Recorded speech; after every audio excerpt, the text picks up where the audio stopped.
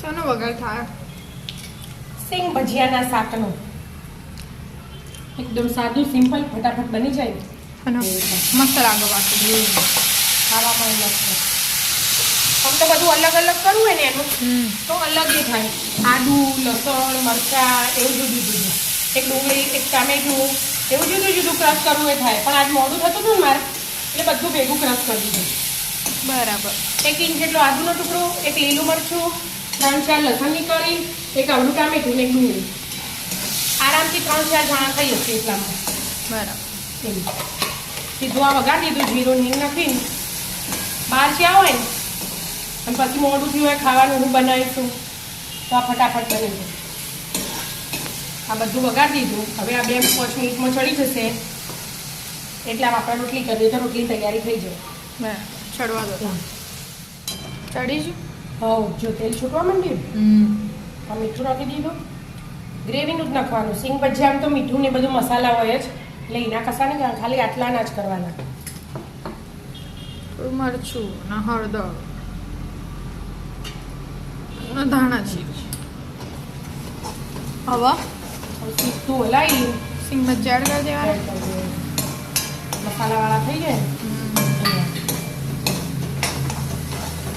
હવે હવે પાણી એડ કરવાનું એટલે થોડું.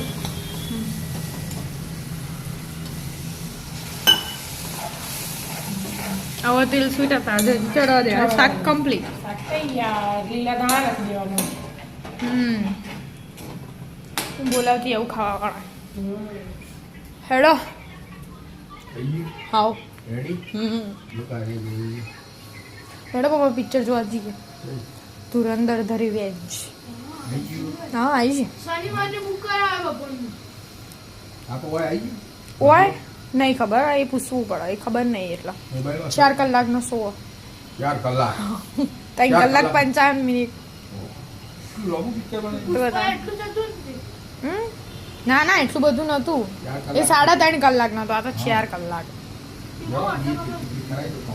હા તો ક્યારે દેવાની છીએ? આવો રવિવારની. રવિવારે તો ખાલી જ નહીં વાંચ્યો પિક્ચર જો. આ જાણ કોઈ આપણે ગોમ જવાનો ટાઈમ થઈ ગયો. તો ગોમથી આવીને પણ ગોમ તો હવે 23 જવાનું. આપણે 26 તો આવી જઈશું. પછી જઈશું.